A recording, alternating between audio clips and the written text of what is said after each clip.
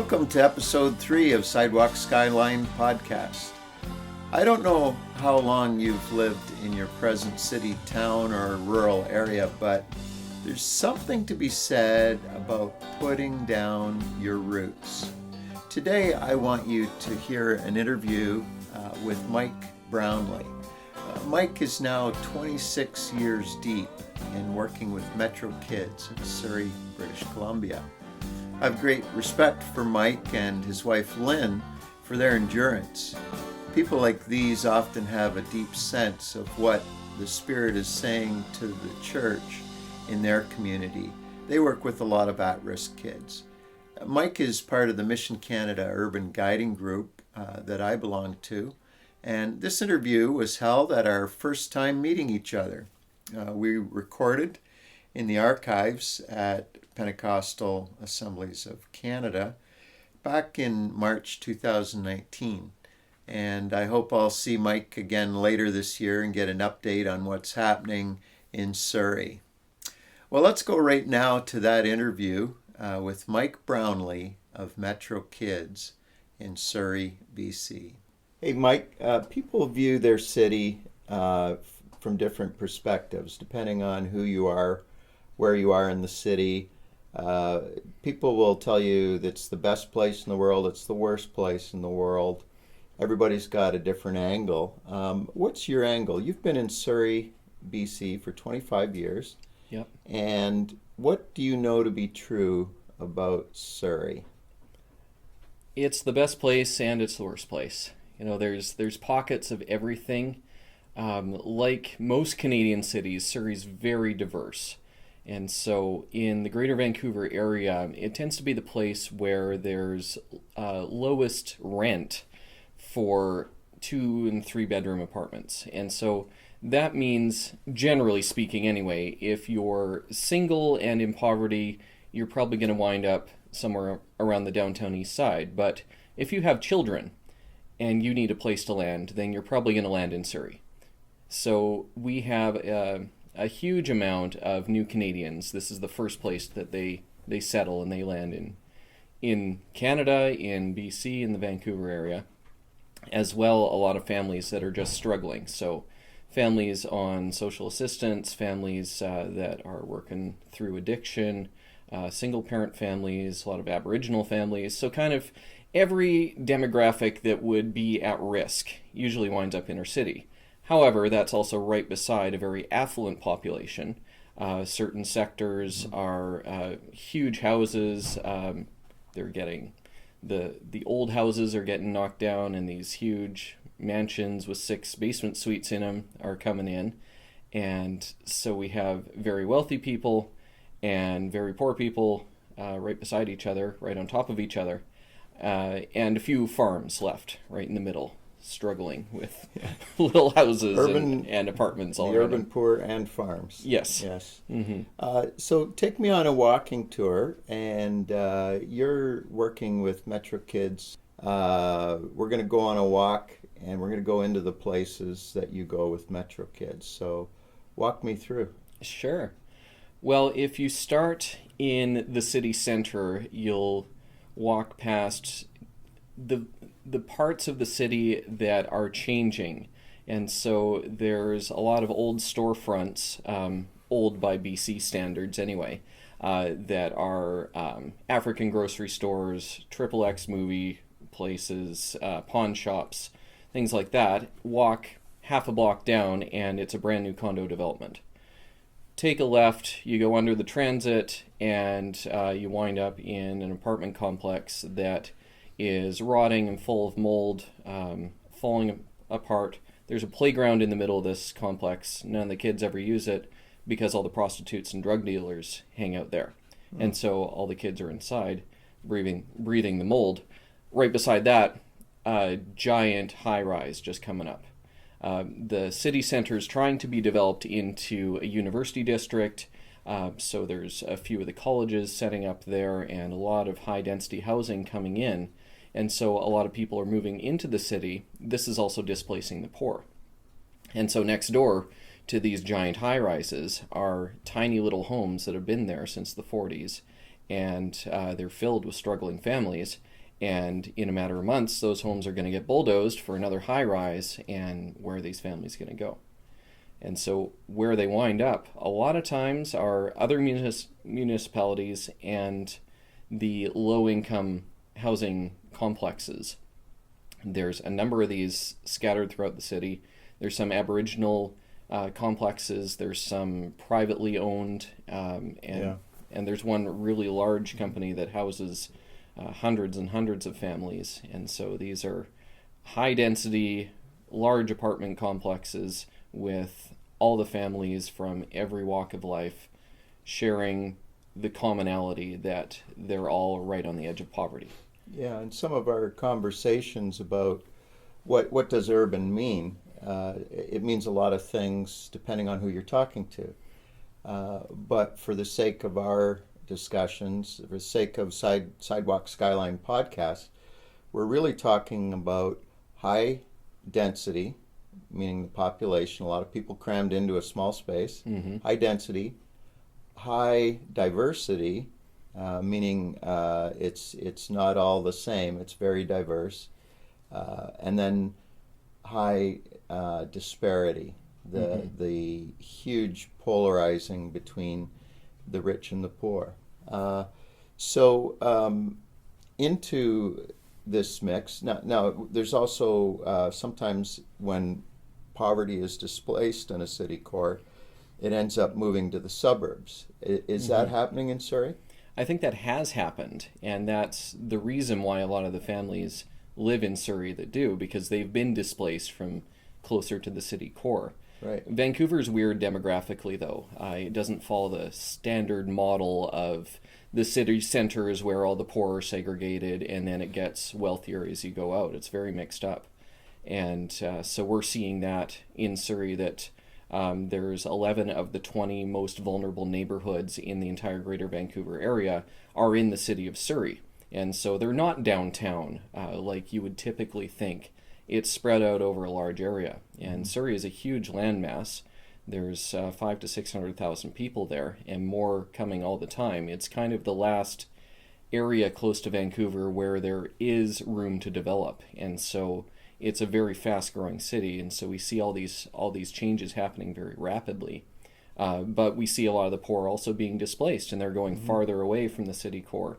And what would be some other communities in Lower Mainland that you're seeing poverty pockets? As you go farther east on the number 1 highway, then there's Langley and Aldergrove. Downtown Langley had a casino built a number of years back, and that seems to have had a pretty negative effect on the downtown core. And then out into rural communities that we usually think of, Abbotsford and Chilliwack, also have a very big rise in homeless population and homeless camps in these farming communities that they're still within reach of the city. And so we're seeing the poor being spread out all over the neighborhood, and rural communities, it seems, they're growing into larger cities, but they're grappling with the problem of homeless people and widespread poverty as well. Your wife, Lynn, Lynn Brownlee, she wrote a book, Every Child Deserves to Know. And in the book, she tells a story of Graham Hansen. She talks about how his life changed. He would be self-described as a drinking, drug-dealing, high school dropout. But he came to be the founder, I believe, of Metro City Kids.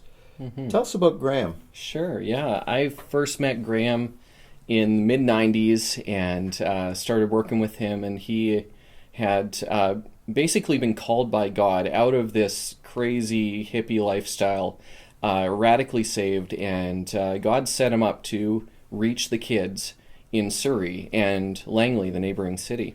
And so when I first met him, he was running this huge bus ministry outreach to hundreds of unchurched families, and needed a hand. And so I came on as a young guy and got to know him. And we were planting a church at that time. Out of the bus ministry, we're finding there's all these families that we're getting to know in the inner city, but they're not coming to middle-class church. Right. They're not driving out to the suburbs because they don't have a car.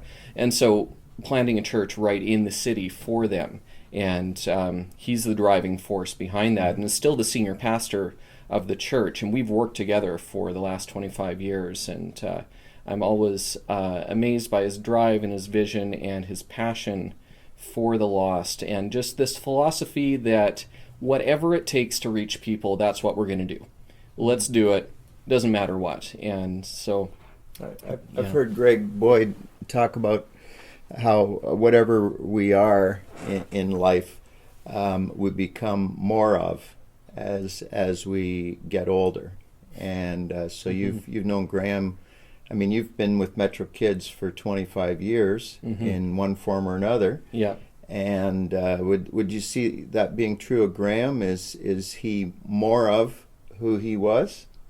Yeah. He's definitely still pushing. There's that aspect there that the spirit is willing, but the flesh is weak, right? Yeah. And so as some of those realities set in, then we've got to adopt other strategies. And so that's a lot of the reason why we did the transition where we did, where I took over all the operations of Metro Kids, which allowed him to focus on the church instead of being senior pastor of the church and director of the charity at the same time. So we're able to kind of divide and conquer a little bit and diversify that way. And so that's a helpful thing. But it's so great to have a church home where they get it, and where the broken are welcome. Yeah. And it's just because we are the broken, right? Exactly. Yeah. And it's outreach DNA right from day one. Yeah. And I was privileged to be there on day one and still there. Yeah. So that's great. So Graham used to deal drugs, and what's he been dealing for the last 25 years? Well, what he usually says is, when I got saved, I didn't stop drinking. I just switched fountains. And so it's great to hear him preach, because he's able to say, yeah, guys, I've been there.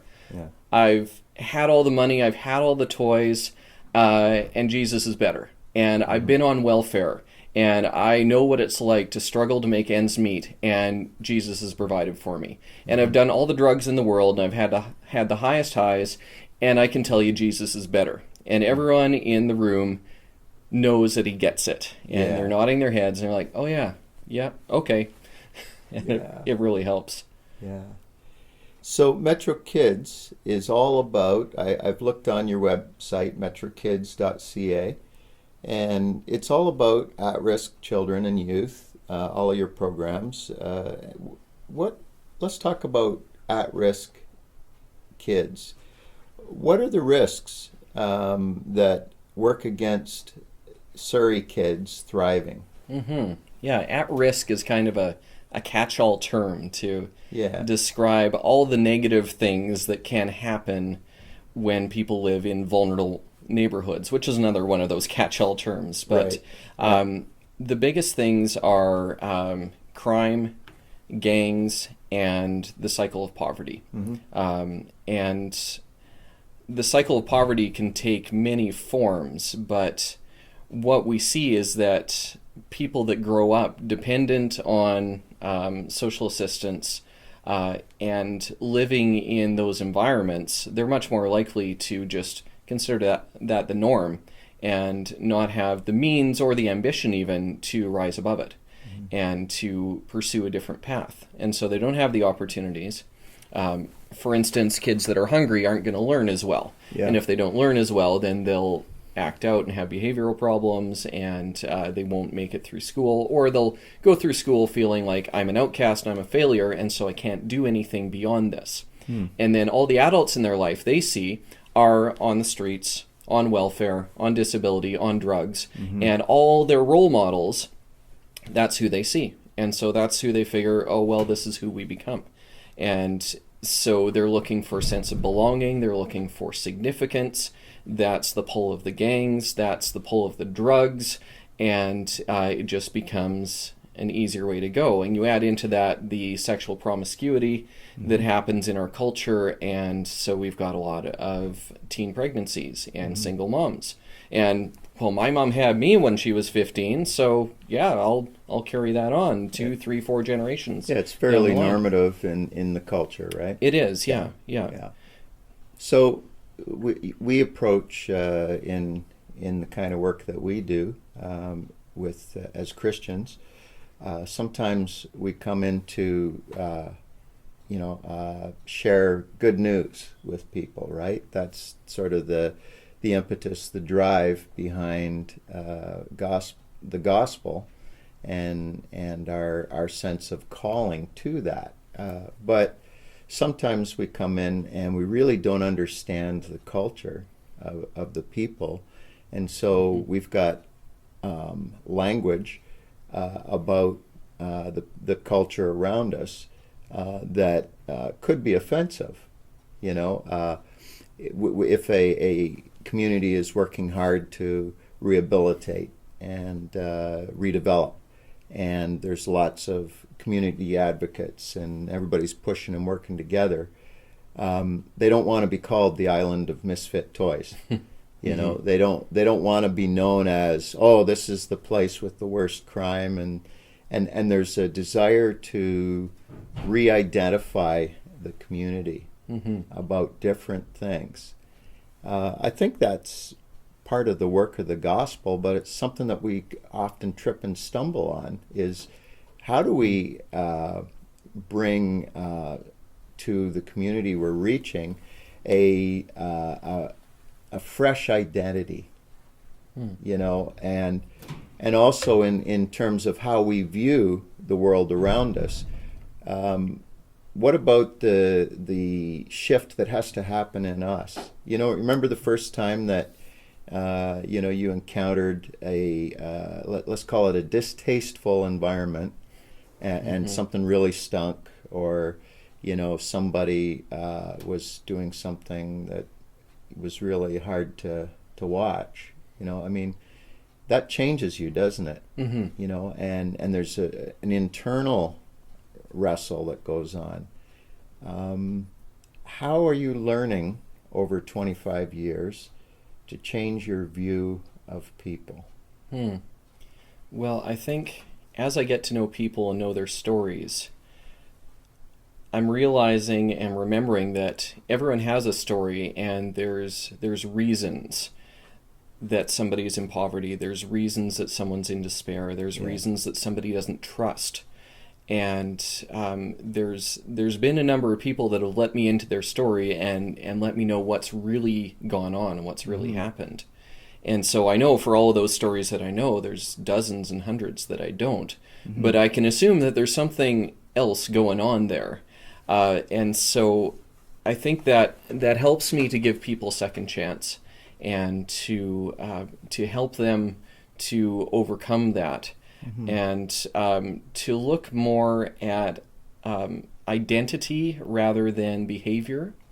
And if there's behaviors that need changing and that are negative, I'm more apt to try to help them look at themselves differently and try to get to those root causes, that hunger for significance and for security and for love. Just knowing everybody just wants to be loved, and they want to be accepted. And when they can get that filled through a relationship with God, then everything else can straighten out. I mean, there's still issues and there's still difficulties and addictions and things to work through. But if what's feeding that hunger for love and significance, if that is filled by something positive, then everything else comes into line. And everything else can line up. It might take a couple decades, but that's the piece that really needs to shift. And just focusing on behavior isn't going to do that. Right. Yeah. We need you kids to line up and behave. And act just like us. That's the wrong message, isn't it? Yeah. So it's more about having an internalized experience with God that grows something new inside them. Yeah. How do you deal when you're nurturing young lives, and maybe you've had somebody that maybe a boy or girl you've worked with since they were 8 years old, and now they're 23 years old, and they've come up in Metro Kids, and they've become one of your core team, and you've empowered them and equipped them to help others, and then all of a sudden they fall off the wagon, or they break the code. They do something that just is disqualifying in some way. How do you respond to failures?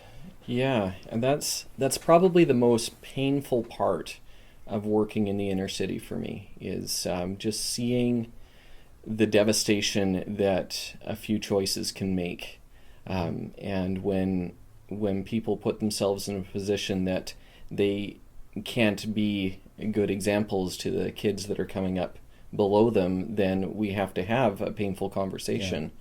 And it's difficult when there's warning signs, there's indicators, and we're sitting down and saying, hey, we've noticed this. What's going on there? And they're like, everything's fine, there's no problems. And then the truth comes out later, and it's very difficult. We're not going to name names, obviously, but can you think of an example of a difficult situation and what you had to learn through that with someone? Yeah, well, pick a year. There's been a number of them. The graduating class of 2008. There's one young man that we were working with for years, and grew up in the ministry and was connected with us. In his teen years, it came to light that one of our youth workers had been doing some inappropriate sexual stuff around him, and we didn't get the full download of everything that happened, but we knew that there was some stuff going on. So of course, when that happened, that youth worker, we pulled him out immediately, and he kind of disappeared for a while, and so did this teen boy. And we knew that there was a lot of hurt there, and there was a lot of pain, and yet there's still a relationship. And so a year or two later, he started coming back around, and that's great. We got to know him again, and got reconnected. And as time went on, this young man started getting connected with leadership and serving. Incredible gifts, like such talent, such work ethic, such drive, such passion, and that was great. But there was also always something with a girl somewhere off to the side, and something that was crossing the line here and there. And we talked about it multiple times, and had numerous conversations about it. And he's doing good for a while, not good for a while, still kept it up. A few years pass. He's got a fiance, they're engaged, they're doing good, they're on track. And then we see he's spending a little too much time with another girl. And there's some red flags raised. And we're saying, hey, what's going on here? This doesn't look appropriate. He's like, oh, everything's fine. We're good. Yeah. It's all fine. And then, of course, it comes out that they've been sleeping together, and she is pregnant. And not his wife, but the other. Yeah, girl. Not his fiance, the other fiance, one. Yeah, but the other girl. Yeah, and then we have to sit down and have that conversation. Yeah, and just to be able to sit across the table from this guy and say, you know what we've got to do now? And he's like, yeah, I know. And what are we gonna do? And to have that working relationship broken because of the example thing is very, very painful. Not just for our personal relationship, him and me, somebody that I've walked with through a lot of stuff, but also the entire generation of kids and youth that have grown up with him, seeing him, and knowing that they know everything that's going on, and what kind of example is this going to be, and how that affects the larger culture of what we're doing. And how we deal with it also affects our culture. So the stakes are very high. The challenge is to stay in relationship even when you can't serve together. And that's a difficult thing to do, because there's also feelings of rejection and stuff like that involved. So, I think it's fair to say that many children and teens and young adults are going to have all kinds of sexual curiosity, sexual experiences. They're going to unearth what's there. And some people would say, oh, that's just kids being kids, and I don't know, maybe that's just, it's normal that every child would have questions and be curious, right? But what do you say to what kickback would you give to somebody who says, people should just pursue whatever they desire, and like the example you gave to this guy, when would it have been a good turning point for him to prevent the future chaos? Yeah, I think as he was getting into a position of influence and leadership, to be more accountable and transparent about what was going on, I think that would have been a turning point. So someone says, yeah, but you're robbing him of his sexual appetite or desire. What do you say? Well, from an individual's point of view, that might be true. Sure, you got the right to do whatever you want with your body. Sure, have fun, knock yourself out. But from the society point of view, I see it from the other side, because every Saturday I'm picking up a busload of kids who are coming from situations where they are missing a vital part of their childhood because of somebody else's sexual freedom. And so I'm talking about kids that have no dad because their dad decided he was a player and he just got their mom pregnant and went on to the next girl. Or their dad decided that drugs are more important and got involved in an addiction and wasn't in their life. And so the domino effect of that, when multiplied in the entire culture in the city, really creates a lot of devastation. And there's this entire generation of kids that are walking around who have this hole in their heart because of the situation that they're in, that it's not their fault. It's the choices that their parents made, and in some cases, the situations that their parents found themselves in due to other people's choices. I'm not pointing fingers or laying blame, but when all this happens in our society, then the kids are the ones that suffer. And the kids are the ones that have to deal with the loneliness and the rejection and my dad walked out on us when I was 2 and it's my fault because I'm a bad person, and carrying that for years and years, which builds into depression, it builds into promiscuity for kids, it builds into suicidal thoughts, it builds into antisocial behaviors. All these things are a result, in some way anyway, of people just doing what they want, when they want, because they want to, with no restraint. Yeah. And so if we're going to change that culture, then it's got to start with the leadership. And it's got to start with the people on my watch who I am raising up as leaders.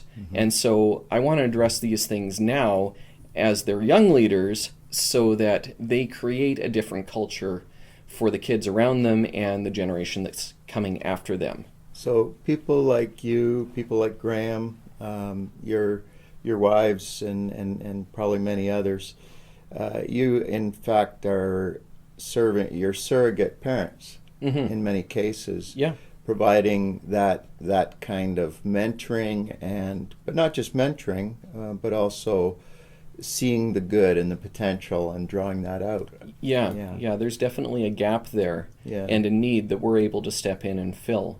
And it's very gratifying to be able to have opportunity to speak into the lives of young people in that way and fill that role. One last question, and then I want you to tell us how people can get in touch with you and get in touch with Metro Kids.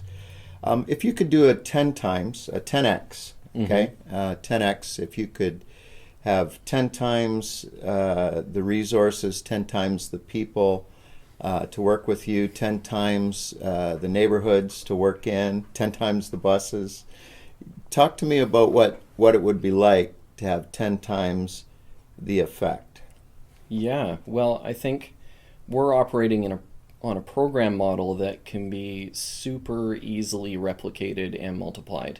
And so with 10 times the people, I could put 10 more buses on the road and reach about 3,000 more children in neighboring cities. Could even plant this sort of thing across the country. And you use the buses to go pick up kids in their neighborhoods and bring them to programs. Yes. Yeah. And so we're trying to be in relationship with families that would have no connection to any Christian witness otherwise. And the transportation is huge for that, for families in poverty. So who should come and help you, and why?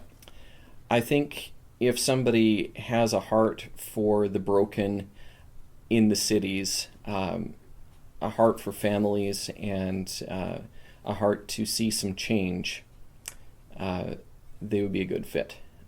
It's a lot of work doing this type of ministry. It's a lot of late nights. It's a lot of long hours. It takes a lot of endurance, but the rewards are tremendous. Yeah. Yeah. In 1994, you started doing this for $96 for $250 a week. That's right. No, so it was $250 a month. $250 a month. Oh, so you were clearly in it for the money. Definitely. Yeah. So how can people get in touch with you, Mike Brownlee? You can go to our website, metrokids.ca, and all our contact info is there. And so that's probably the best way to go.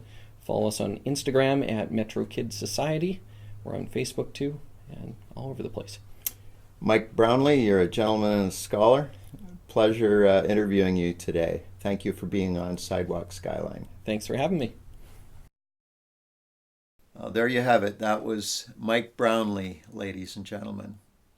If you like this podcast, be sure to check out our other episodes for more inspiring interviews and content about God at work in our Canadian cities. Also in the show notes, you can find links to other websites or resources that are relevant to each episode. And while we're at it, check out Mike Brownlee's website at metrokids.ca. If you like what you're hearing on Sidewalk Skyline, why not leave us a review? Let us know what you think, or maybe some content or guests that you'd like us to feature. We're online at sidewalkskylinepodcast.com, Apple Podcasts, Spotify, Stitcher, Google Play, and YouTube. Click subscribe to be notified of our twice-monthly episodes. And speaking of episodes, you definitely want to tune in for episode 4. I'm interviewing Bob Gall from Edmonton. Bob is quite a storyteller, and every story he tells is absolutely true. This won't hurt, did it? One of the most colorful examples of a man who will stop at nothing to share God's love in his city. I can't believe I get to be friends with people like this.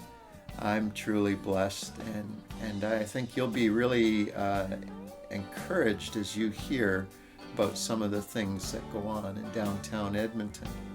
If you want to contact me, Kevin Rogers, reach out to me at sidewalkskylinepodcast.com or on our Facebook site or Twitter.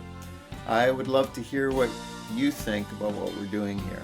And until next time, keep one ear to God and the other ear to the ground in your city. I'm Kevin Rogers, and this is Sidewalk Skyline.